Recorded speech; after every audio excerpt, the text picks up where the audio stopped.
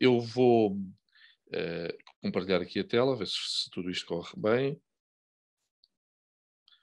Penso que sim. Estão a ver todos Bonaparte, que creio. Muito bem. Só um pequeno alerta antes de começar a falar. Não se admirem quando eu disser americanos ou norte-americanos, estar-me a referir claramente aos Estados Unidos ou aos estadunidenses. Não é usada em Portugal a expressão estadunidenses, e portanto nós sabemos que, apesar de ser abusivo, usamos muito o americanos e às vezes, tentando ser um bocadinho mais justo para os outros americanos todos, vamos para os norte-americanos, que também não resolve muito, mas de qualquer forma é para terem esse entendimento quando eu estou a dizer americanos ou norte-americanos. Obviamente estou a falar, neste caso, dos Estados Unidos. Também para muitas vezes, para evitar confusões entre América, Estados Unidos e América continente, também muitas vezes recorro à expressão Américas para simbolizar o continente e distinguir do país. Talvez no Brasil isto não seja muito habitual, em Portugal faz-se isto para um efeito de facilitar a comunicação. Bem, não é por acaso está aqui Napoleão Bonaparte, porque ele é uma personagem decisiva naquilo que eu vou falar hoje. É uma personagem decisiva, se bem que, se nós estivermos a pensar na forma como o Brasil vai avançar para a independência e como o resto da América Latina vai avançar para a independência, se calhar temos que começar um pouco antes da Revolução Francesa e um pouco antes de Napoleão Bonaparte, que é com a independência dos Estados Unidos. Os americanos, não por acaso, chamam à guerra da independência também a Revolução Americana. Ou seja, eles entendem que não é só uma luta pelo fim do domínio britânico, é também uma mudança de paradigma, uma revolução no verdadeiro sentido do tema, até porque fazem nascer uma república que é algo se não é novo, é muito raro naquela época. Obviamente nós conhecemos exemplos de repúblicas na Antiga Grécia, a própria República de Veneza, os próprios holandeses tiveram experiências republicanas, os suíços, mas a regra são as monarquias e, portanto, quando as 13 colónias da América do Norte se revoltam, claramente assumem como uma revolução. Esta revolução americana vai ter algum impacto a sul, ou seja, na América de língua espanhola e na América de língua portuguesa. Algum impacto, mas não muito.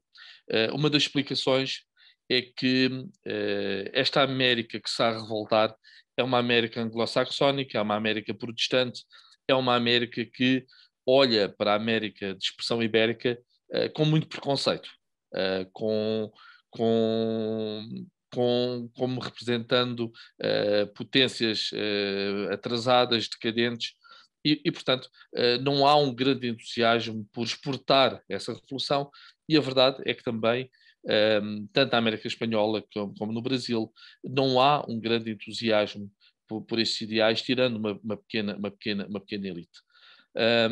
No caso da América Espanhola, o venezuelano Francisco de Miranda, que esteve envolvido nesta guerra ao serviço dos espanhóis, vem com ideais republicanos, mas acaba por perceber que é demasiado cedo para que na Venezuela estes ideais republicanos tenham sucesso e, na verdade, acaba depois de fazer uma carreira na Europa de grande sucesso, até voltar mais tarde à América do Sul e aí verdadeiramente tentar uma revolta.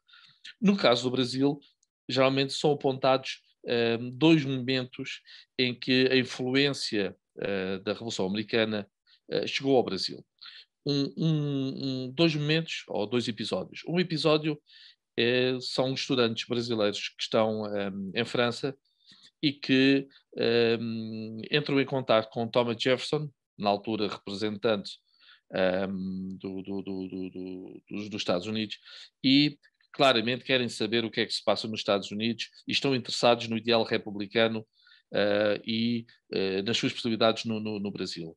O outro momento é a Inconfidência Mineira, de 1789, em que, apesar de haver muitas influências, de estar em causa destas questões locais, revolta também contra o pagamento de impostos, uma série de causas que justificam a Inconfidência Mineira, e depois encabeçada pelo célebre Tiradentes, a verdade é que vários historiadores acham que também há ali, na Inconfidência Mineira, alguma influência dos ideais que vêm dos Estados Unidos, alguma influência republicana. Mas a coroa portuguesa, como é sabido, esmaga a revolta, é extremamente dura com essa revolta e, portanto, não há ali o nascimento de um processo de rebelião contra Portugal, se bem que o historiador Murilo de Carvalho, que é um dos autores que eu estudei mais para este trabalho, mais tarde, sobretudo quando analisa o nascimento da República no Brasil, os republicanos brasileiros vão muito a este momento da Conferência Mineira procurar uma legitimização da sua própria revolta contra a monarquia dos Bragança.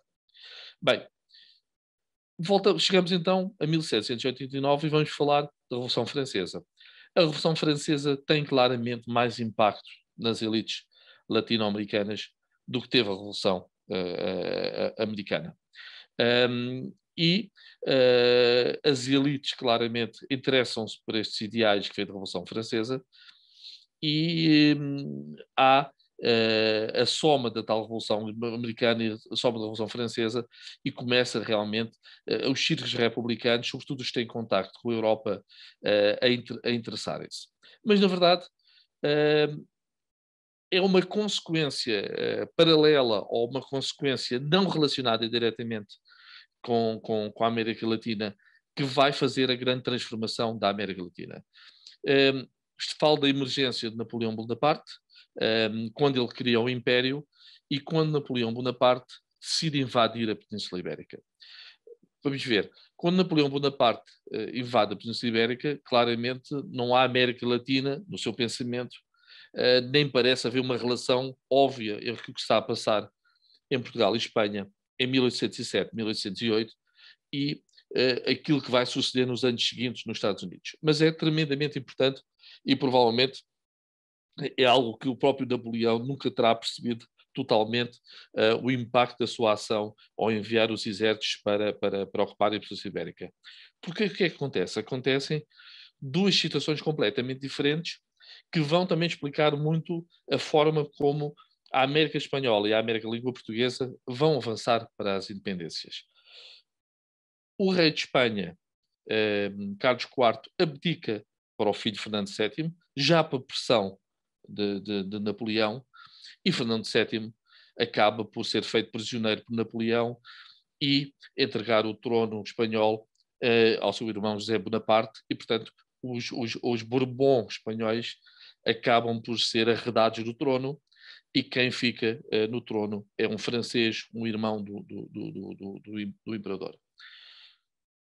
O príncipe regente Dom João, relembro aqui que Dom João não era ainda rei de Portugal, sua mãe, Dona Maria I, era considerado demente. Há várias explicações para essa demência das tragédias pessoais, mas também a forma como ela não percebia o que estava a acontecer na Europa a seguir à Revolução Francesa.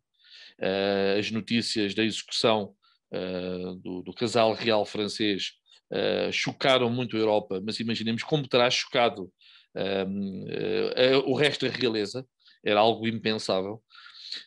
E, portanto, Dom João VI aqui é o príncipe regente, e é o príncipe regente que, não tendo sido preparado para ser rei, porque não era o primogênito, há uma célebre ideia que havia uma maldição que os Bragança, o primogênito, não chegava ao trono, e a verdade é que isso foi sucessivamente acontecendo, e Dom João VI não foi um príncipe preparado para reinar, mas acaba por ser ele que assume como príncipe regente e mais tarde será o rei de Portugal, também rei do Brasil, já lá chegaremos.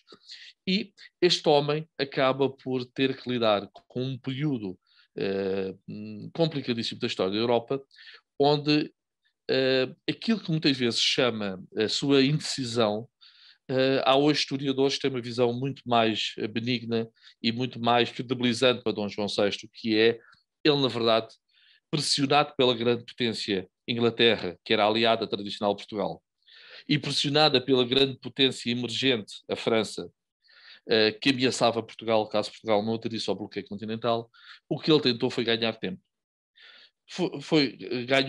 Ganhou tempo na medida do possível, mas quando os exércitos napoleónicos estão à beira de entrar em Lisboa em 1807, há a mudança da corte para o Brasil. Eu usei aqui a palavra mudança, mas podia usar a palavra fuga, que é muitas vezes usada, podia usar a palavra transferência. Todas estas palavras são aceitáveis, mas quando pensamos que, além da família real, é transferido um aparelho de Estado que, segundo os cálculos, podem ser 10, 15, 20 mil pessoas, é óbvio que há uma preparação prévia aqui feita, por muito que, no último momento, embarcar toda esta gente seja sempre caótico. Há também vários historiadores que lembram que esta ideia de transferir a corte para o Brasil, ou de fazer o Brasil o centro do Império, foi falado várias vezes na história de Portugal. Chegou-se a pensar que o prior do Crato poderia ir para o Brasil quando Filipe II ficou rei de Portugal. Durante a Guerra da Restauração, o pobre padre António Vieira chegou a levantar essa hipótese. Durante o período áureo de Dom João V, em que o Brasil realmente dava as riquezas que sustentavam o Império, também chegou a ser pensado se não era mais importante o Império estar na sua parte mais rica e não no pequeno Portugal europeu. E, portanto, no pensamento estratégico da corte portuguesa, esta transferência para o Brasil não é uma ideia de última hora, é uma ideia que está muito presente e que, naquele momento, finais de 1807, acaba por ser a decisão de Dom João. A Armada Britânica está no Tejo para proteger essa retirada, mas só para ter uma ideia, a Dinamarca, quando hesitou entre a França e a Inglaterra, a Inglaterra destruiu a sua armada para que essa armada dinamarquesa não ficasse ao lado dos franceses. Portanto, Dom João sabia perfeitamente que havia um momento em que já não era possível o tal equilíbrio entre as duas potências, era preciso escolher um dos lados. E a escolha pela Inglaterra é depois concretizada nesta mudança para o Brasil, que é uma mudança que é histórica a todos os níveis. Pensemos num ponto tão simples como este. Nunca um monarca europeu tinha cruzado o Atlântico. Nunca um monarca europeu tinha posto os pés na América. Ou seja, e reparem, nesta viagem não vai um monarca europeu, vão vários. Se nós quisermos pensar, vai a monarca ainda, Dona Maria I, vai o Dom João, que será coroado, será entronizado no Brasil, vai o futuro Dom Pedro I do Brasil, Dom Pedro IV de Portugal, vai, inclusive, Dom Miguel, que será rei de Portugal durante o período do conflito das guerras liberais. Portanto, não é só um rei que atravessa o Atlântico, é uma série de monarcas. Portanto, esta é uma viagem extraordinária a todos os níveis. E, sobretudo, quando falamos de fuga, se calhar, se compararmos com o que está a passar naquele momento na Espanha, esta fuga é mesmo uma retirada estratégica. Porque o que é que aconteceria a Dom João se as tropas francesas entrassem em Lisboa e encontrassem lá o rei ainda? É aquelas suposições que podemos fazer, mas seria provavelmente feito prisioneiro também, como foi feito Fernando VII. Havia alguma hipótese de haver depois um monarca francês aqui? Bem, isso já não sabemos, mas sabemos que no período prévio chegou a haver planos para repartir Portugal entre a França e a Espanha, inclusive oferecer a Godoy uma parte de Portugal. Portanto, Dom João VI, quando se retira de Portugal, está a tomar uma decisão que comparando com aquela que é... ok. Dom João VI, já agora, já que estamos a falar tanto da figura, vale a pena olhar para este homem. Na minha opinião, é um dos monarcas mais incompreendidos da história de Portugal.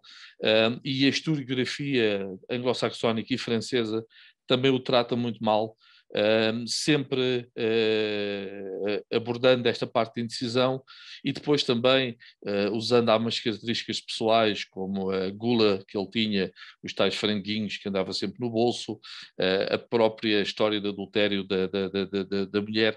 Ou seja, muitas vezes tudo isso é usado para ridicularizar um monarca que, na verdade, tem um papel importantíssimo na história de Portugal e também na história do Brasil, e sobretudo um monarca que apanha aqui este período complicadíssimo da Revolução Francesa, das invasões napoleónicas e depois, já no final da sua vida também, a introdução do liberalismo em Portugal e o fim daquele mundo absoluto que no fundo foi aquele que ele tinha sido educado. Quando Dom João VI chega ao Brasil, o Brasil transforma-se. Primeiro transforma-se do ponto de vista da abertura dos seus portos à Inglaterra, ou seja, o apoio inglês a Portugal não é um apoio gratuito. O Brasil até então, todo o comércio estava reservado a Portugal. Portugal não permitia que outras nações comerciassem com o Brasil, e a partir desse momento a Inglaterra passa a ter acesso aos portos brasileiros. Depois há uma série de outras mudanças com a chegada também de Dom João VI, desde a primeira universidade no Brasil até toda a transformação, sobretudo do Rio de Janeiro, inclusive mais tarde com o Palácio de São Cristóvão, que infelizmente ardeu em boa parte há poucos anos, quando era já um museu da Universidade do Rio de Janeiro, mas que é um dos símbolos da presença de Dom João VI no Brasil. Eu estive em investigação no Rio de Janeiro, no Itamaraty, e recordo-me também de ter visitado o Jardim Botânico, que também lá está uma placa a explicar que é uma iniciativa de Dom João VI, e portanto a chegada da corte, a chegada do monarca ao Rio de Janeiro transforma completamente a cidade, mas também transforma completamente a colónia, porque é a transposição de um aparelho de Estado europeu para a colónia. Fernando VII é um monarca, tem também uma péssima imagem na historiografia, inclusive a espanhola. Ao contrário de Dom João VI, não há nenhum esforço revisionista em favor dele, porque cometeu demasiados erros e mostrou debilidades de personalidade que realmente o deixaram numa posição histórica muito, muito negativa. Não é provável, aliás, que haja algum esforço de recuperação, já explicarei um pouco mais à frente. Vou pôr aqui Dona Carlota Joaquina, porque, curiosamente, sendo irmã de Fernando VII e mulher de Dom João VI, ela vai ter um papel relativamente importante na questão das independências da América Latina. Enquanto Dom João VI portanto, cria um aparelho de Estado no Brasil, consolidando a unidade do território e fazendo o Rio de Janeiro verdadeiramente uma capital do Brasil e uma capital do Império Português. Nas colónias espanholas das Américas, a substituição de Fernando VII por José Bonaparte vai criar uma espécie de revolta patriótica em favor dos Borbón. Ou seja, surgem juntas pelas várias capitais da América de língua espanhola, em Buenos Aires, em Montevideo, em Quito, várias mesmo, do México até o que é hoje a Argentina e o Chile. E essas juntas, numa primeira fase, são claramente juntas que questionam a legitimidade do rei francês no trono espanhol, não estão a pedir a independência. Aliás, pouco tempo antes, os ingleses tinham tentado em Buenos Aires tomar conta da cidade e tinha havido uma revolta e uma defesa da cidade claramente ainda leal à Espanha. Portanto, Dom João VI chega ao Brasil e reforça a importância do Brasil e a unidade do Brasil. Ao mesmo tempo, existem juntas por toda a América Espanhola que questionam o rei francês no trono espanhol e dão vivas, e atenção, isto é interessante, dão vivas a Fernando VII. Carlota Joaquina entra aqui porque, por iniciativa dela, em parte também por iniciativa da corte portuguesa, o nome Carlota Joaquina é lançado como uma hipótese para substituir o seu irmão que está preso. Ou seja, estando o Fernando VII nas mãos dos franceses, a legítima Bourbon que podia reinar era Carlota Joaquina. Há contactos com as juntas de Sevilha e de Cádiz, onde estão os rebeldes espanhóis contra José Bonaparte, e há claramente um interesse de Dom João VI, num determinado momento, de ver a mulher assumir pelo menos o controle, talvez, do que é hoje a Argentina e da América do Sul. Este projeto carlotista não vai ter sucesso. A Carlota Joaquina acaba por não ter apoios suficientes nem para substituir Fernando VII, nem sequer para ficar como regente, mas mostra a complexidade de que estava naquele momento a ser a política ibérica e também a complexidade que estava a ser a situação das colónias ibéricas na América do Sul, sobretudo. Simão Bolívar, vamos aqui falar, eu há pouco falei de Francisco Miranda, e eu falo de Bolívar, dois venezuelanos que têm um papel muito importante no processo de emancipação da América de língua espanhola, e Bolívar emerge em situação. 1810, há efetivamente uma tentativa já da Venezuela se revoltar, aqui já contra Espanha mesmo. Francisco Miranda acaba por ser ultrapassado por Bolívar e inclusive morre numa prisão em Cádiz, e Bolívar assume-se como líder. Esta ruptura de Bolívar ainda é especial, porque, como eu disse, as juntas, no primeiro momento, um pouco toda a América, estavam, sobretudo, a revoltar-se contra o usurpador e não contra Fernando VII. Mas quando Fernando VII regressa ao trono em 1814, comete provavelmente aquilo que é o maior erro da sua vida. Não percebeu a lição dos tempos, não percebeu o que é que estava em causa naquelas juntas e decide fazer uma demonstração de força, tornar-se um rei absolutista e fazer um esforço de reconquista das Américas contra qualquer tipo de separatismo. É isso, aliás, que vai acontecer. A partir desse momento, a revolta torna-se aberta em toda a América de língua espanhola, mas, num primeiro momento, há ainda uma certa capacidade da Espanha e das tropas realistas de conseguirem lutar contra os rebeldes, e portanto nós temos ali um período, quase uma década, até 1824, em que o futuro da América Latina Espanhola não está totalmente decidido. 1815 é uma data aqui extremamente importante de fixar, porque acaba o período napoleónico.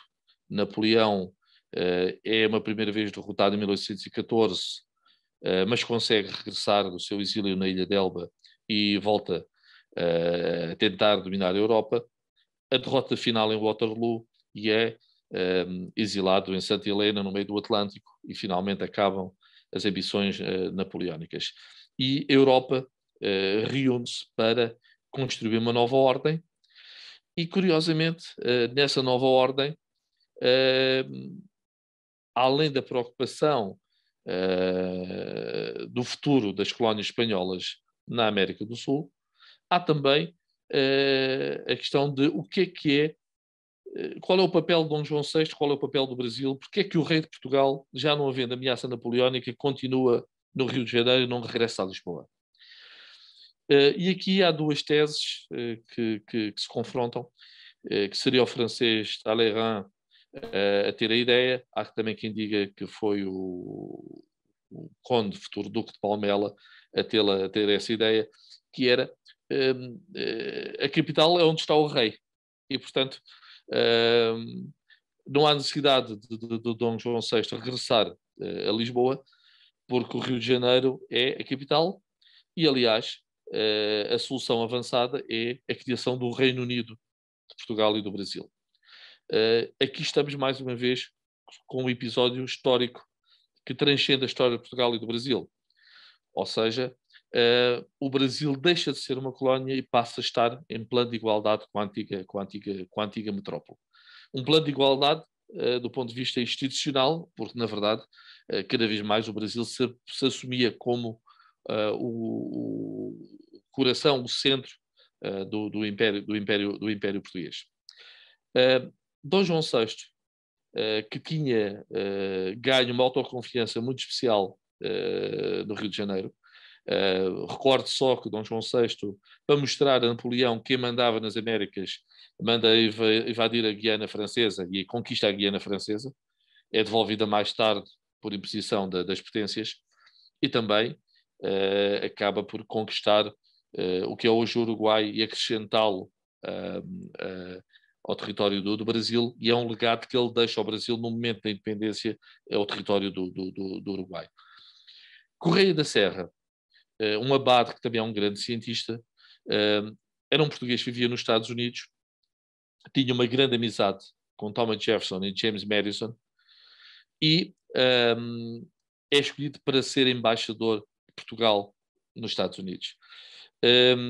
Digamos que embaixador de Portugal aqui, mas praticamente ele era embaixador do Brasil, ou do futuro Império Brasileiro. Porquê?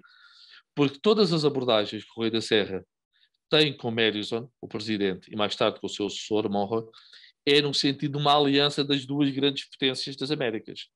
E claramente ele já está a pensar em Portugal como o Brasil, ou seja, ou como o Império ter o seu núcleo no Brasil. E ele insiste, tem este projeto mesmo de aliança do Brasil com os Estados Unidos, e inclusive, de uma certa forma, acaba por quase que defender uma América para os americanos, ou seja, aquilo que mais tarde vai ser a doutrina Monroe. O abade Correia da Serra era muito influente com Jefferson e com Madison, não é com James Monroe, e ele, aliás, acaba depois por perder muita influência, exatamente porque não era propriamente um diplomata na forma como tratava.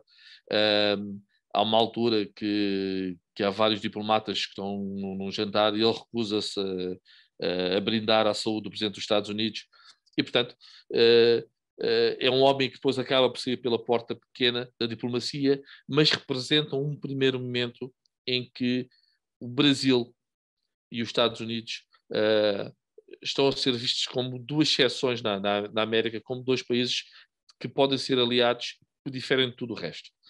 É neste período também que há uma revolta republicana no Brasil, no Pernambuco, em 1817, que colhe algumas simpatias nos Estados Unidos, mas que não colhe, de maneira nenhuma, o apoio da administração americana.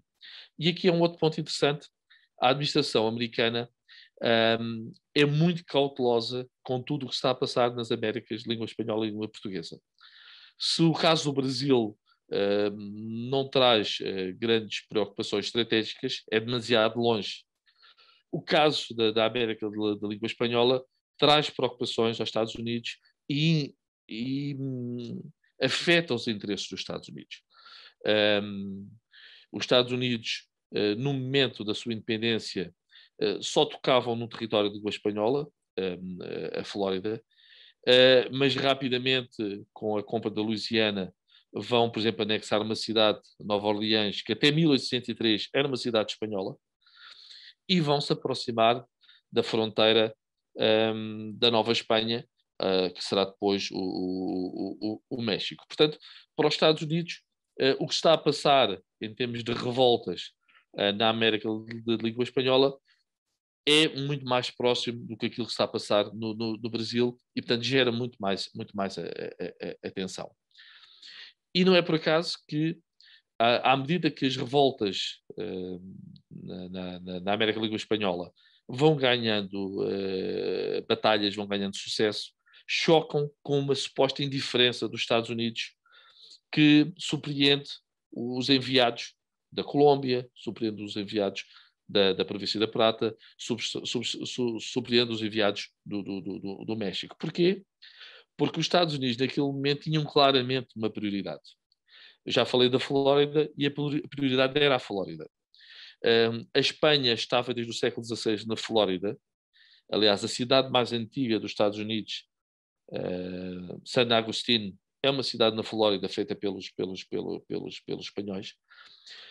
Mas os espanhóis, efetivamente, não conseguiam ter o controle do território. O território era usado por tribos índias para ataques aos Estados Unidos, era também usado por corsários como refúgio, e, portanto, os Estados Unidos estavam a negociar com a Espanha uma cedência do território diplomaticamente e a troco de algum dinheiro, e não tinham interesse nenhum em ferir as suscetibilidades da coroa espanhola, solidarizando-se com as repúblicas que começavam a nascer a sul. É só quando John Quincy Adams, secretário de Estado, portanto, ministro dos Negócios Estrangeiros, negocia com Luís Dionis, o embaixador espanhol, a cedência da Flórida, em 1821, que finalmente os Estados Unidos estão livres para avançarem com o reconhecimento de alguns dos novos países da América Latina. Em 1822, em março, reconhecem finalmente 5 países. Reconhecem o México, reconhecem o Peru, reconhecem a Grande Colômbia, reconhecem o Chile e finalmente deixam daquela neutralidade que pouco a pouco começava a ser incompreensiva. Havia políticos no Congresso que achavam que os Estados Unidos tinham que ser solidários com os republicanos e finalmente os Estados Unidos, livres das amarras da Flórida, decidem avançar para esse reconhecimento. Eu disse republicanos, mas um dos reconhecimentos não é de uma república. O México tem um processo muito curioso. Depois da revolta de Hidalgo, em 1810, a Espanha tinha conseguido impor novamente o seu domínio. Um general chamado Agustín Iturbide, que era leal ao rei espanhol, praticamente conseguiu controlar a revolta, mas num determinado momento decide mudar de lado, arrancar a independência do México e acaba por proclamar-se imperador. Iturbide é primeiro. Os Estados Unidos, curiosamente, reconhecem este Império Mexicano. É o presidente Monroe que reconhece este Império Americano, este Império nas Américas. Ou seja, uma primeira infração ao republicanismo. Eu digo uma primeira, mas não estou a ser correto. O Haiti, numa determinada fase, também foi um império, apesar de ser um país minúsculo. Mas aqui estamos a falar de um império de uma dimensão enorme. Não esquecer que este México de 1820 e poucos era um México que incluía toda a Califórnia atual, o Novo México, o Arizona. Portanto, era um colosso de país. Monroe reconheceu o Império, mas só o sinal que não foi uma decisão tão óbvia como isso é que um futuro presidente dos Estados Unidos, Andrew Jackson, um homem que era visto como um herói militar, porque tinha ganho várias guerras contra os índios e tinha salvo a honra dos Estados Unidos numa guerra em 1812, 1814, contra a Inglaterra, um, recusou ser embaixador dos Estados Unidos no México. E recusou porquê? Porque os Estados Unidos não deveriam reconhecer nunca um déspota, ou seja, um monarca. Ora, o Império Mexicano é muito efêmero, Iturbide é derrubado, volta, não sabe que há uma condenação à morte e é executado. E, portanto, estamos a falar de um império aqui muito efêmero e estamos a falar, sobretudo, de um general que não tinha qualquer ligação às dinastias europeias e, portanto, não tinha grandes apoios para manter esta ideia de império. Poucos meses depois deste reconhecimento de 5 países de língua espanhola pelos Estados Unidos, dá-se a proclamação da independência brasileira, no 7 de setembro de 1822. Em agosto, já tinha havido um documento muito importante, o Manifesto às Nações Amigas. É um documento assinado por Dom Pedro, mas na verdade escrito por José Bonifácio. O José Bonifácio, e eu aqui peço desculpa a quem está a ouvir do Brasil, que certamente é uma figura mais do que conhecida no Brasil, mas só para resumir para quem ouve em Portugal, José Bonifácio é um grande cientista nascido no Brasil, fez a sua carreira de cientista em vários países da Europa, provavelmente tem que se dizer que era o maior cientista português dessa época, se calhar dividindo essa categoria com o Abade Correia da Serra.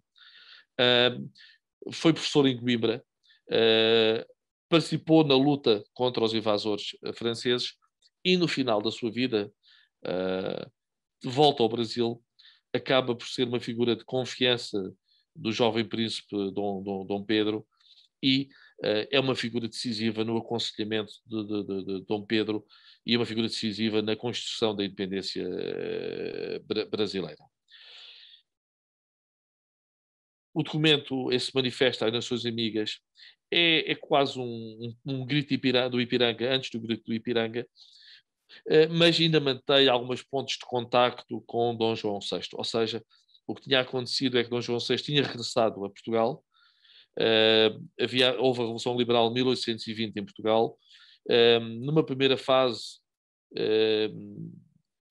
as novas cortes pareciam muito liberais em relação ao Brasil, mas há um momento em que pensam em reverter o Brasil ao estatuto de colónia e portanto, começa a haver uma fricção muito forte entre Portugal e o Brasil, e o regresso de Dom João VI também tem que ser visto no conflito que já se adivinhava entre liberais e absolutistas, e no conflito que já se adivinhava também entre Dom Miguel, o seu filho mais novo, e Dom Pedro I, futuro Pedro IV. E é com Dom João VI de volta a Portugal que Dom Pedro acaba por proclamar a independência.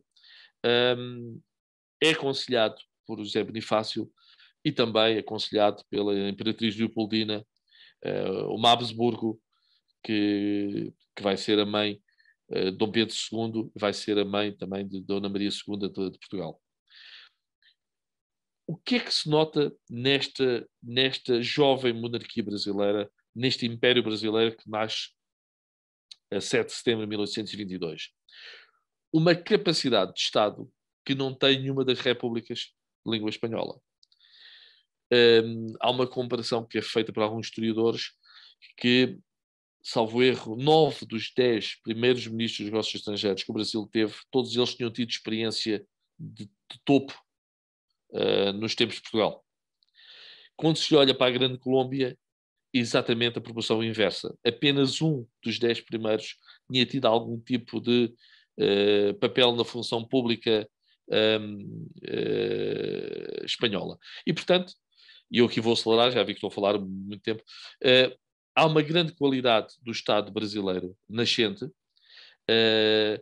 há uma grande qualidade, sobretudo, da diplomacia, e esta diplomacia tenta imediatamente obter reconhecimentos na Europa e, obviamente, não deixa também de olhar para os Estados Unidos.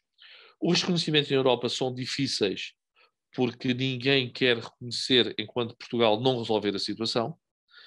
A própria Inglaterra, que sempre foi muito cautelosa também no reconhecimento das independências da América Língua Espanhola, só que vai dar esse passo depois de Portugal reconhecer, e é aqui que surge a surpresa de 1824. Porquê é que eu digo surpresa? Em dezembro de 1823, o presidente Monroe faz o célebre discurso do Estado da União, em que fala de um sistema europeu por oposição a um sistema americano. Ou seja, dá a entender que aquilo que é normal na Europa, que é a monarquia, não é o normal nas Américas, que será a República. E, ao mesmo tempo, pronuncia-se contra qualquer possibilidade de intervenção de potências europeias na América para inverter o caminho para o republicanismo, o caminho para as independências. Isto é uma advertência à Santa Aliança, que, sobretudo, os franceses, estamos agora a falar dos franceses realistas novamente, os que tinham sucedido a Napoleão, tinham uma ideia de ajudar os seus primos Bourbon a reconquistarem as Américas. Sabe-se hoje que os planos não eram assim tão óbvios como isso, mas havia esse receio na altura. Também há uma questão muito engraçada, que quem propôs fazer essa ameaça, essa advertência à Santa Aliança, é a Inglaterra. A Inglaterra faz essa proposta aos Estados Unidos e os Estados Unidos antecipam-se e são eles que fazem a advertência, sabendo que ganhariam de qualquer forma, porque, por um lado, era improvável a invasão, por outro lado, se houvesse uma invasão, a Inglaterra seria a primeira a travar, porque os Estados Unidos nem sequer tinham condições, nesse momento, militares para fazer essa resposta. Mas é brilhante do ponto de vista de Monroe e John Quincy Adams, porque ganham em toda a linha nesta advertência. O que é extraordinário e surpreendente é que a diplomacia brasileira, que estava a preparar um encarregado de negócios para enviar aos Estados Unidos, não se deixa desanimar por este discurso, mas adapta a carta que Silvestre Rebelo, o diplomata, vai para os Estados Unidos, adapta a este discurso de Monroe. Ou seja, volta a pegar naquela ideia do Abade Correia da Serra, que Estados Unidos e Brasil têm um papel diferente nas Américas, que são os aliados naturais, que são duas grandes potências que têm muito em comum e que podem se opor à intervenção dos europeus.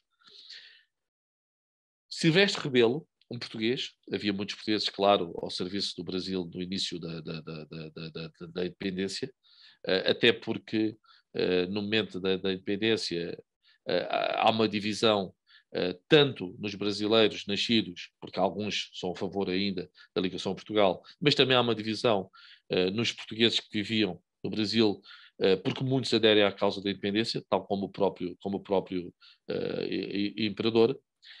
Este Silvestre Rebelo chega aos Estados Unidos, fala um inglês razoável, segundo dizem todos os testemunhos, tem alguma experiência negocial, porque andava a negociar os tratados anti-esclavagistas que Portugal e depois o Brasil tiveram que assinar, e consegue, através do representante do México, chegar à fala com John Quincy Adams, consegue que John Quincy Adams defenda, junto da administração americana, o reconhecimento do Brasil.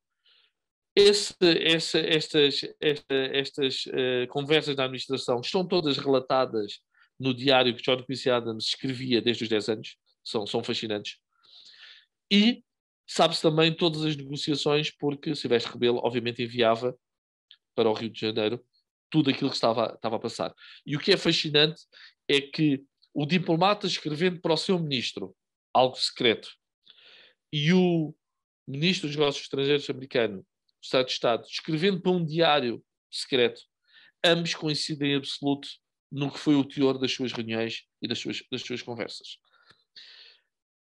Sabe-se que apenas um membro da administração Monroe era contra o reconhecimento do Brasil, exatamente porque era uma monarquia e, portanto, não era a tal república que os americanos achavam que devia ser o padrão nas Américas.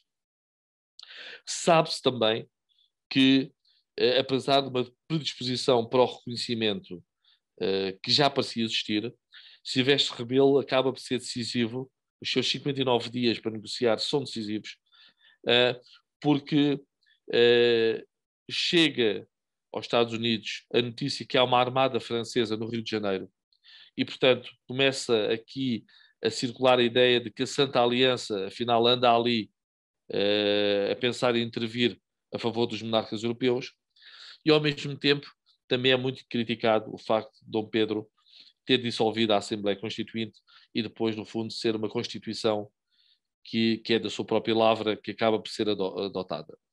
Mas de tal forma os americanos estavam entusiasmados ou estavam interessados em reconhecer o Brasil, que quando perguntam a Silvestre Rebelo como é que está o sentimento republicano no Brasil, porque ao mesmo tempo há uma revolta novamente no Pernambuco, Silvestre Rebelo diz que Dom Pedro provavelmente é o mais republicano de todos os brasileiros, mas que as condições não podem ser ainda para ser uma república e, portanto, o melhor que há mesmo é o império com este imperador tão liberal e tão progressista. E, em maio, ao receber na Casa Branca Silvestre Rebelo, o presidente Monroe reconhece formalmente os Estados Unidos, o Brasil, como um país independente.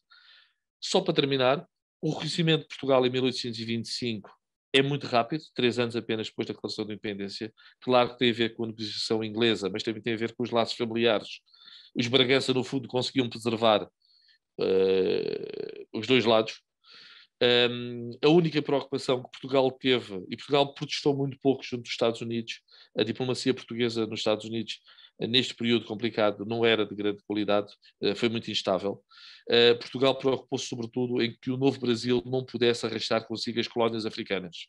Aliás, isso ficou claramente expresso no tratado que Portugal reconhece o Brasil. Mas, só para dar a entender, a Espanha demorou 50 anos a reconhecer o Peru. Ou seja, este excepcionalismo do Brasil no reconhecimento pelos Estados Unidos, pelo reconhecimento de Portugal, é realmente algo, como a própria diz, é excepcional.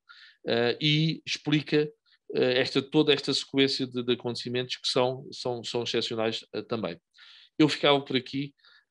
Há pormenores que posso explicar melhor, mas deixo agora para as perguntas. Muito obrigado, peço desculpa por ter, se calhar, sido mais extenso do que devia ser sido. Muito obrigado, Leonido. Excelente apresentação. Muitos parabéns, muito claro. Vamos agora abrir a tertúlia a várias perguntas, intervenções. Não é preciso que sejam apenas perguntas, podem ser meras intervenções. Agradeço que ou se inscrevam no bate-papo, basta colocar as suas inscrições no bate-papo ou levantar a mão se quiserem fazer uma intervenção. E vamos agora passo a palavra primeiro ao Brandão Ferreira, que tem uma pergunta. Boa noite a todos. Muito obrigado pela intervenção, que foi muito clara. Gostaria de reforçar, antes de colocar a minha questão, de reforçar alguns pontos que falou, de um modo geral, na minha perspectiva, muito acertadamente, mas que ainda hoje colhem muitas dúvidas, enfim, mesmo em historiadores encartados. A primeira é nas considerações que fez sobre a fuga da família real para o Brasil. E, portanto, aquilo de facto, o senhor referiu isso bem, mas de facto aquilo não foi fuga nenhuma. O termo melhor caracteriza a ida da família real para lá, com todas as considerações que fez. É um termo também, felizmente, empregou, que foi uma retirada estratégica. De facto, aquilo estava preparado há bastante tempo e o próprio facto, e tinha fundamentalmente a ver, e teve aquele enquadramento todo que referiu, isto não era uma coisa nova no pensamento do governo em Lisboa, já teve, e que aliás voltou a estar em cima da mesa quando foi da Segunda Guerra Mundial. O governo português esteve preparado para ir, não para a África, mas para os Açores, caso o continente tivesse sido invadido, quer por um lado ou por outro. Bom, isto é muito importante, que é para pôr a questão na sua verdadeira perspectiva. De facto, aquilo teve uma certa precipitação, não porque não estivesse preparado, mas por falha de informações.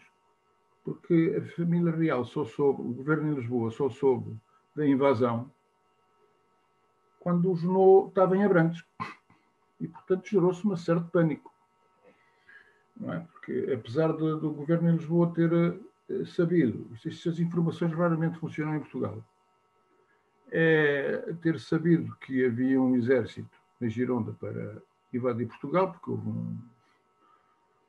um negociante que passou por lá e viu os tipos acampados ali no sul de França, e quando chegou e avisou o governo de Lisboa disso, mais uma vez ninguém levou a informação a sério, e por isso não havia ninguém para lhes fazer frente à invasão. Bom, também estamos a falar daquilo que era considerado o maior exército do mundo na altura, e portanto as pessoas assustaram-se e saíram. A Dona Maria I não estava assim tão louca como podia parecer, porque de alguma forma disse duas frases reveladoras disso, quando estava para embarcar.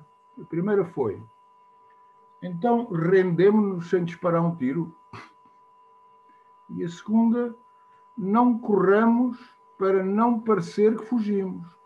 Portanto, a senhora não estava aí muito louca nessa altura. Aliás, foi sempre considerada, até ao fim, é outra das personalidades portuguesas que também tem que passar a ter uma recuperação, como referiu, e muito bem, do Dom João VI. O Dom João VI, de facto, não era, digamos assim, um expoente, mas era uma pessoa equilibrada e prudente. E é preciso, para pôr as coisas em perspectiva, é preciso ter em conta que ele teve que lidar com uma situação geopolítica possivelmente das mais graves, das muitas que nós tivemos em Portugal desde o Afonso Henriques. Bom, e não é por isso, era outra coisa que eu queria, digamos, enfatizar, não é por acaso, nas memórias do Napoleão, lá de Santa Helena, ele disse que o Dom João VI foi o único tipo que o conseguiu enganar. Portanto, o Napoleão não dizia isto de uma pessoa qualquer. Muito bem. A outra questão que eu queria reforçar é do interesse da Inglaterra nisto tudo. Porque a Inglaterra, de facto, não tem amigos permanentes, mas sim interesses permanentes. E foi sempre assim a vida toda. E vai continuar a ser, porque isto não muda. É claro que ele nos apoiou e comboiou a frota. Um dos objetivos do Napoleão para conquistar, que tinha dado ao Junot, eram três fundamentalmente. O senhor falou, muito bem, que era aprisionar a família real à semelhança do que tinham feito em Madrid. O Junot não conseguiu concretizar nenhum, porque o outro era digamos, aprisionar a marinha portuguesa, porque os franceses não tinham marinha, estava no fundo, em Trafalgar, meia Espanha, os podiam ajudar nesse aspecto. E, portanto, a marinha portuguesa, naquela altura, era uma marinha média no nível mundial e tinha muitos navios, foram 50 e tal navios daqui para o Brasil. E levou muita gente, de tal maneira que tiveram que desartilhar a maior parte dos navios, e daí a necessidade de ir uma força a comboiar. E eles pagaram-se disto com a história do decreto de 1810, que obrigava a nossa abertura dos portos brasileiros. E dos portos brasileiros eles quiseram, no futuro, passar para todos os portos da América Espanhola. E isso também tem a ver com a independência, julgo eu, de toda a América Espanhola e dessa amor-ódio que eles tinham com os Estados Unidos naquela altura, porque se há alguma coisa que está entalada no estreito dos ingleses é que a Revolução Americana foi a única guerra importante que eles perderam no mundo alguma vez. E isso nunca lhes passou exatamente no estreito, mas eu lá irei a esse aspecto. E, portanto, o que é que os ingleses fizeram? Eles automutilaram-se de uma coisa que tinham inventado em 1651, que era o ato colonial, que obrigava a essa coisa do monopólio das transferências dos produtos ultramarinos para e de a metrópole. E a sua revenda, exatamente. E, portanto, pode-se dizer que nós abrimos mão dessa própria imposição que eles tinham feito no seguimento da tese do Mar é Livre, de 1608, dos holandeses, para nós acabamos com isto, nós próprios, numa coisa que eles tinham inventado. Muito bem. A história do Reino Unido é outra coisa que eu gostaria de marcar, porque é uma construção política extraordinária. Infelizmente só durou 7 anos. E eu julgo que foi feita justamente para impedir a secessão do Brasil. Aliás, a secessão do Brasil, aparentemente, nós costumamos dizer isto por piada, mas é uma coisa mais profunda do que isso, porque não foi o Brasil que se tornou independente de Portugal, foi Portugal que se tornou independente do Brasil. E isso tem muito a ver com a má reação daquilo que se passou depois da Revolução de 1820 aqui, liberal, em Portugal. Muito bem. Agora, quanto à questão dos Estados Unidos, que era, digamos, o fulcro da sua palestra, relativamente ao Brasil. Para nós percebermos isto bem, eu creio que a questão da independência dos Estados Unidos, que é uma coisa que ainda hoje é mal compreendida na Europa, não foi feita só contra a coroa inglesa. A independência dos Estados Unidos foi feita contra a Europa. E não tem a ver só com a questão da monarquia. Isso já lá vamos a essa que é o fulcro da pergunta que lhe vou deixar em cima da mesa no fim. Tem a ver com a questão da Guerra dos 30 anos, das guerras religiosas e da liberdade religiosa. E, portanto, isto foi uma coisa muito importante na construção dos próprios Estados Unidos e da revolta que lá houve. É claro que isto depois engarnou na doutrina Monroe, que não era só uma questão que visava a expulsão de todos os europeus do continente americano. E também impunha uma espécie, isto depois foi alterado, sobretudo a partir da Primeira Guerra, o chamado isolacionismo americano. Eles viviam a América Central e do Sul, passava a ser uma espécie de quintal das traseiras dos Estados Unidos e que lhes garantia mercado também. Isto não há aqui filantropia nenhuma nisto. Garantia-lhes mercados e garantia-lhes o acesso a matérias-primas e a pontos estratégicos.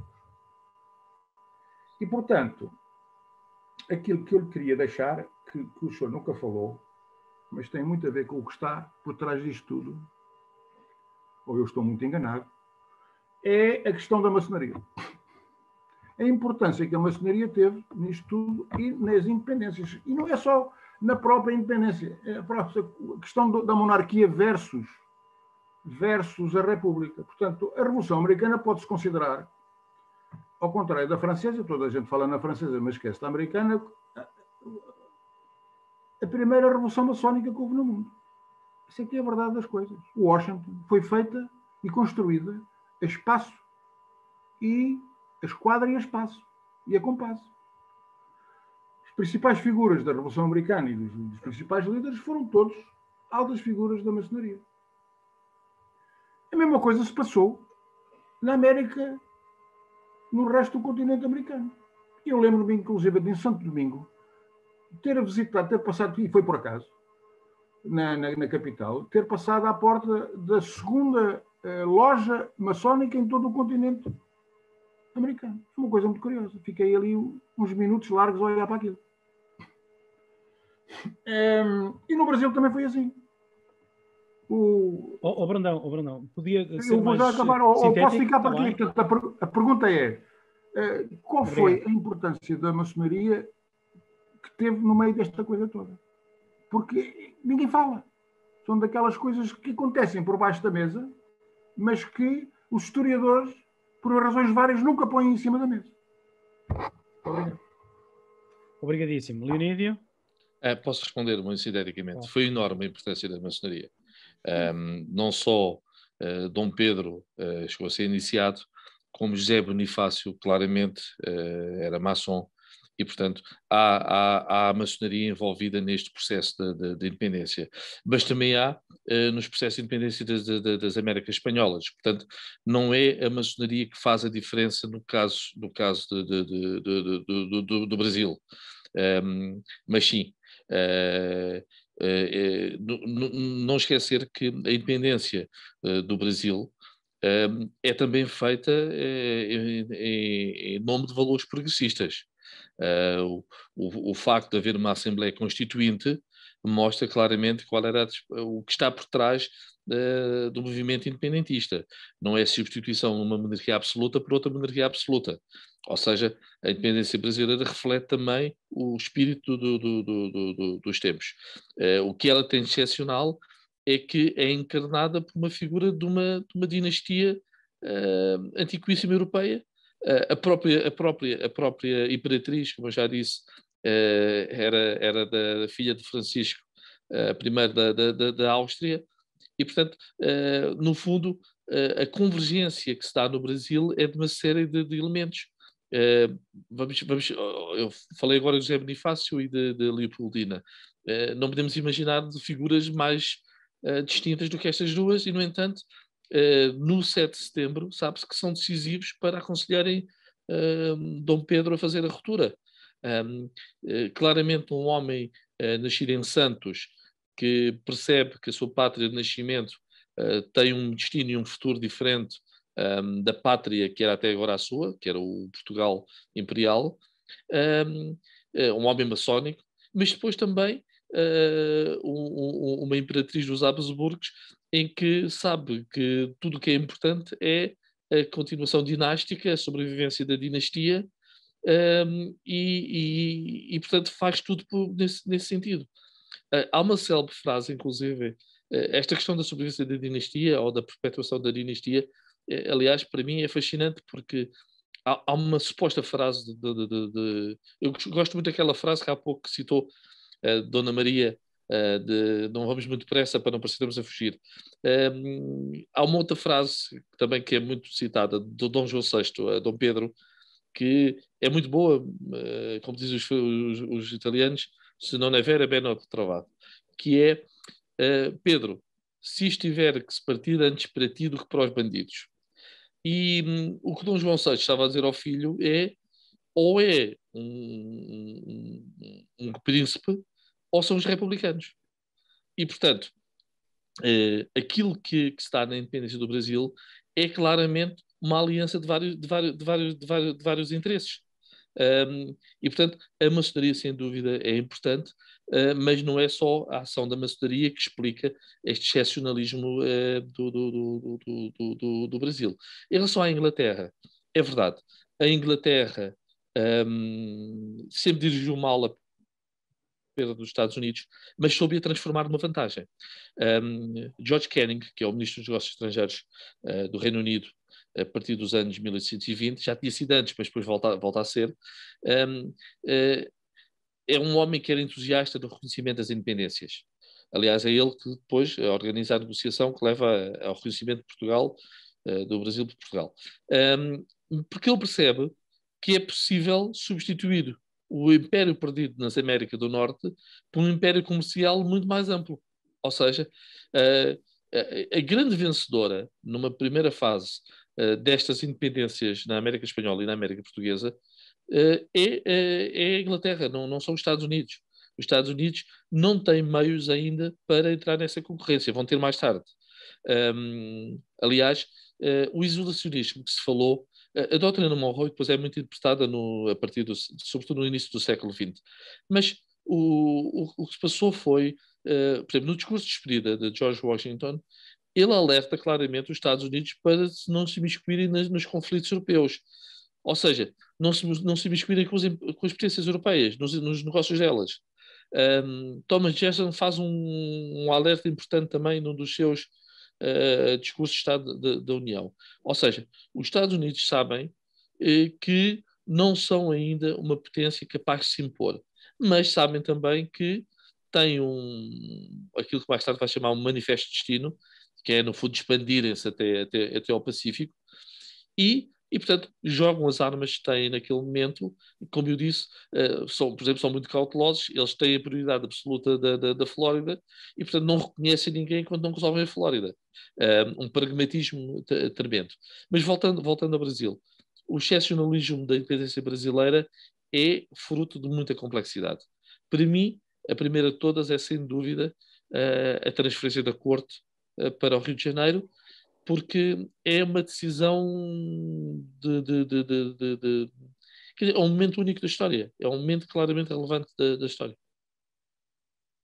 Muito obrigado. Eu vou passar a palavra ao Francisco Albuquerque, mas pedia para os próximos, temos 3 inscritos ainda, para serem muito sintéticos, se quer em comentários, quer nas perguntas que fizerem. E agradecer também ao Leonídio depois também fosse sintético nas respostas, peço. porque o tempo está-se a escoar. Francisco. Eu era só uma observação rápida. Primeiro, agradecer ao Leonídio a interessante conferência. Em segundo lugar, por falar alguma observação sobre o rei Dom João VI, eu tive, nos anos 1983, 1984, tive vários contactos com o professor Francisco Assis Barbosa, que era professor de História no Rio de Janeiro e da Academia de História do Brasil. Ele esteve cá para fazer alguns estudos sobre o Luís de Albuquerque, que já foi uma figura destas tertúlias, e o Francisco Assis Barbosa várias vezes manifestou a surpresa que ele tinha tido ao comparar o prestígio que o Dom João VI tinha no Brasil com o desprestígio, a falta de prestígio que tinha em Portugal. E até passado um ano, em 1985, creio que foi, fez uma conferência na Faculdade de Letras de Lisboa, da Universidade de Lisboa, exatamente sobre esse tema, no fundo, sobre Dom João VI, mas o que eu quis fazer era esse tema, que foi, digamos, uma conferência de defesa da visão e das qualidades de Dom João VI e, sobretudo, para alertar, digamos assim, os historiadores portugueses de que não lhes achava apropriado a menorização que normalmente se fazia de Dom João VI. É apenas uma história. Muito obrigado. Rui, posso só dizer aqui uma coisa? Claro, obviamente. Há aquelas coincidências muito curiosas. A 5 de maio deste ano, faz 200 anos que morreu Napoleão. Quando Napoleão morre na ilha de Santa Helena, Dom João VI está a cruzar o Atlântico e de regresso a Portugal. Ou seja, aquela célebre frase, essa frase, aliás, sempre que há um jornalista francês a fazer uma reportagem no Brasil, aparece sempre a referência ao Dom João VI e ao Napoleão a dizer foi o único que me enganou. E a verdade é que se nós quisermos imaginemos que Napoleão, em Santa Helena, já moribundo, sabe que aquele rei está a regressar à Europa, realmente deve ter sentido mesmo muito, muito enganado com aquele Dom João VI que tanta gente tenta minimizar. Obrigado. Obrigadíssimo, Francisco. Obrigadíssimo, Leonídio. Pedi agora então a Rui Carita, sua intervenção. Ok, era só dar os parabéns grandes, fortes, quer dizer, o Dr. Leonídio, 100% de acordo consigo, espantoso. E os parabéns também ao Brandão Ferreira, porque efetivamente, perfeitamente de acordo. Pensar que desde Dom Luís da Cunha, 1747, que ele aconselha rapidamente à corte a transferir-se para o Brasil.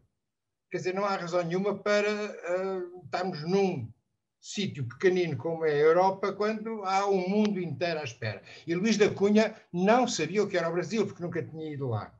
Depois queria lembrar outro aspecto interessante do Abade Correia da Serra, porque eu tenho um respeito imenso, que várias vezes na América, quando se punha o problema das sociedades científicas, ele dizia, sim, as ordens terceiras da maçonaria.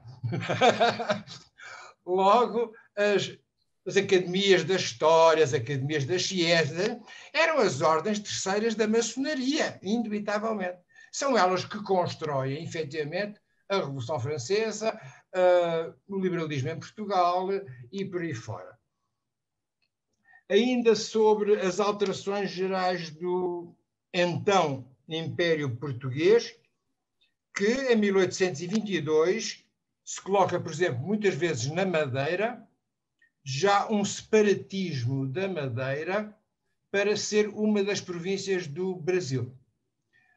Nas várias entrevistas que se fazem com os deputados, que coitados estavam em Lisboa e andadamente o Brasil se torna independente, têm que fugir para Londres e depois pensam que vão diretamente para o Brasil e passam na Ilha da Madeira, ficam aflitos e tiveram quase que a primeira vez mandados de prisão, o que não se confirmou depois.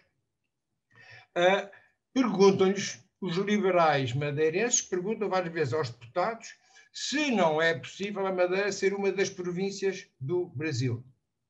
Ou seja, e eles acharam logo que, de facto, quer dizer, reunir o Brasil inteiro já era uma chatice, já era uma confusão enorme, meter mais a Madeira, e ainda não era vivo o Dr. Alberto João, porque senão era pior, mas quer dizer, era muito complicado de gerir isso. Logo só os parabéns aos dois. Muito obrigado. Muito obrigado.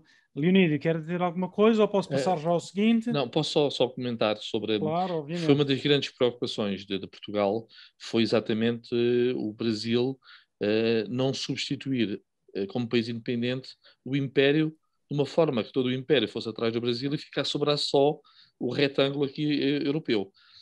Porque houve, nomeadamente em Angola, claramente elites que queriam a união com o Brasil. Também é preciso, há um outro elemento que eu não falei aqui, uma questão de síntese, mas a questão da escravatura também é muito importante em todo este processo. Uma das razões porque os Estados Unidos são muito cautelosos com todos os processos de independência das Américas foi o que se passou no Haiti. Ou seja, o facto do Haiti, o segundo país independente das Américas, ser um país negro, assustou muito, sobretudo o sul dos Estados Unidos, e, portanto, o receio de que novos países fossem anti-esclavagistas e pusessem em causa todo o sistema acalmou muito certos setores dos Estados Unidos mostrar entusiasmo pelas revoltas. Até que, por exemplo, Bolívar, para ganhar adeptos e para ter tropas, decidiu emancipar os negros e, portanto, só isso tornou logo claramente revolucionário.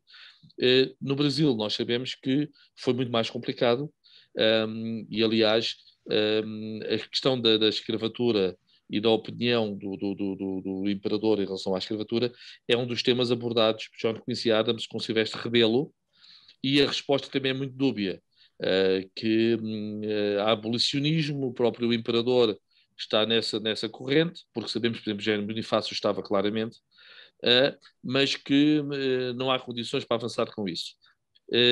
Nos Estados Unidos isto é uma resposta suficientemente dúbia para ser aceito, porque na altura a própria administração americana tinha esclavagistas e não esclavagistas.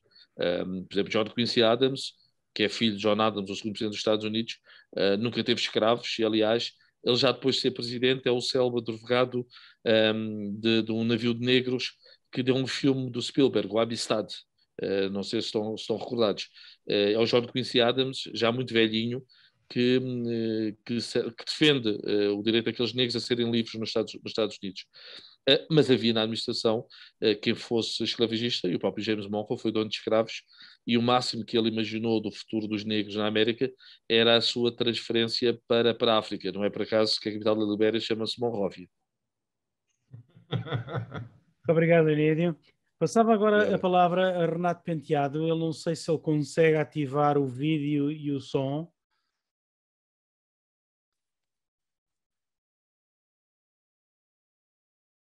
Se não consegue, então vamos passar ao José Cruz de Almeida.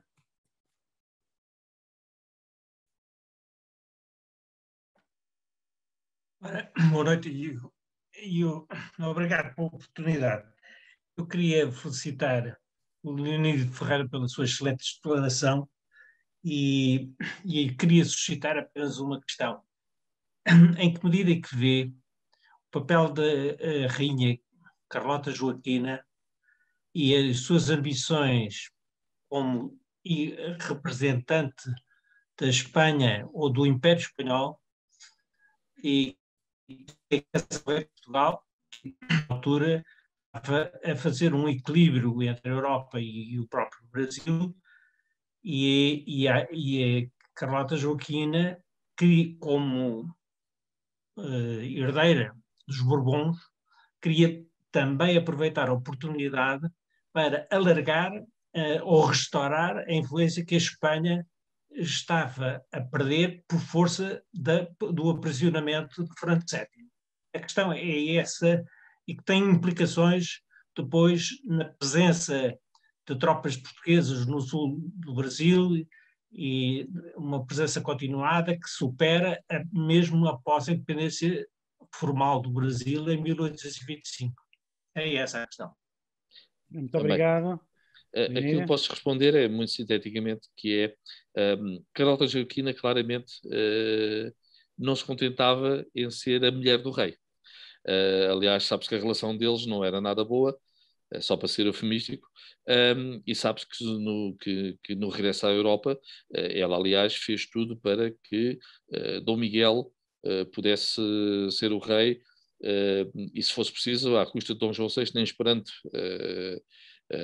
pela morte natural de Dom João VI. Agora, ela detestava o Brasil.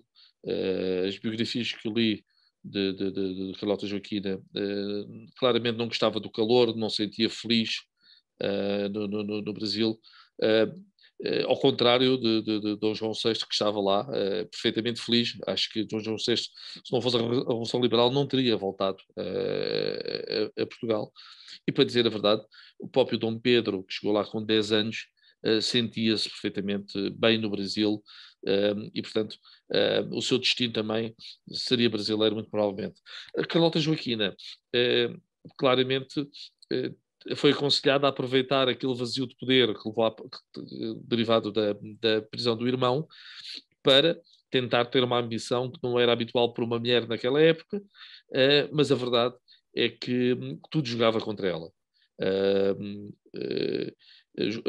O facto de ser casada com Dom João VI não animava muito a maior parte das correntes espanholas, e depois também a própria personalidade dela e o que sabia dela também não entusiasmou a junta que estava em Cádiz, e portanto foram poucos os defensores desta solução da Carlota Joaquina. Portugal, mesmo que chegou a tentar pesar alguma coisa nisso, claramente desistiu, porque achou que não tinha muito a ganhar. Mas é curioso como, mais uma vez, uma sequência de acontecimentos, como um rei ser preso, um rei mudar para o outro lado do Atlântico, levando a mulher atrás, que a irmã do rei foi presa no outro país, e haver juntas leais aos Bourbon naquele continente onde ela agora estava, realmente deu-lhe uma oportunidade que não seria previsível nunca se não tivesse sido as invasões napoleónicas e aquilo que sucedeu na Península Ibérica. Muito obrigado, Eunídio. Chegamos agora então ao fim das intervenções e das questões. Estamos também a terminar o nosso período e temos mais uma conclusão, que tudo tem a ver com tudo, e na realidade a história é uma coisa absolutamente interessante. Agradeço imenso ao Leonídio a excelente lição de história que nos acabou de dar, e algumas novidades para muitos. Muito obrigado pela esforço e pela participação e aquilo que fez. Obrigado. E então, antes de desligar, ia só fazer aqui assim um alerta relativamente à próxima tertúlia. A próxima tertúlia será no próximo mês, portanto a 10 de abril. Desta vez vai ser a partir do Brasil. E vamos falar sobre a colonização do Brasil materializada por exemplos arquitetónicos sobreviventes, essencialmente fortificações e casas bandeiristas, e vai ser uma interpretação com perfil estratégico da chegada do Martim Afonso de Sousa à capitania de São Vicente em 1532, para dar início à colonização oficial do Brasil, e quais as razões que levaram Martim Afonso a escolher a Baía de Santos, após enviar parte da sua esquadra para reconhecer o litoral do Brasil, da foz do rio Amazonas até à foz da Bacia do Prata. E quais foram os polos de atuação política e de expansão pelo mar e pelo interior, e quais as fases da projeção do poder militar e evangelizador desta fantástica epopeia. Por fim, vai ser falado sobre a conquista do coração da América do Sul, promoção das bandeiras dos limites, criadas por Dom Sebastião em 1570, e ainda hoje materializadas em casas bandeiristas. Estas leituras pontuais, com muita iconografia e belas imagens, vão ser apresentadas pelo Coronel Elcio Comandi, professor emérito da Universidade de Santos, e pelo arquiteto do IFAM, Vítor Hugo Mori, que estão aqui presentes connosco. e, portanto, estão todos convidados para se reunirem a nós daqui a 15 dias. Agradeço que deixem os vossos e-mails, os vossos contactos no bate-papo. Serão alertados quer por e-mail, quer por WhatsApp, até que nós temos o telefone. E passava agora a palavra ao professor César, que vai terminar e vai fechar. César? Muito bem. Para o Brasil. Eu acho que o fecho do Rui já foi bastante bom, né? Falou já da próxima. Eu volto a alertar vocês para se inscrever no canal das Tertúlias. Eu coloquei no chat agora aí o endereço. Isso ajuda que eu consiga mudar o nome do canal para ficar mais fácil para todos e também para vocês acompanharem a evolução dos vídeos que estão sendo colocados lá. Eu agradeço em nome do trio aqui ao Leonídio pela excelente palestra. Ficou aquela sensação de querer falar mais, isso ficar claro, porque o debate, se a gente deixasse aqui, ficaríamos mais uma meia hora, 40 minutos. Eu acho que eu até incentivaria aqueles que têm questões ou ideias complementares, que mandassem um e-mail para o Leonídio. E aí a gente consiga manter esse fórum aberto em outro lugar. Por agora é isso, obrigado pela presença de todos, um bom domingo, uma boa quinzena e nos vemos daqui a 15 dias nesse mesmo canal aqui, ok? Boa noite a todos. Boa noite, boa noite. Muitos Boa parabéns noite a todos, uma boa Páscoa. Boa noite a todos também. Boa Páscoa. Boa noite. Boa noite. Parabéns a todos. Obrigado. Boa noite, Rosário. Boa noite, Rui.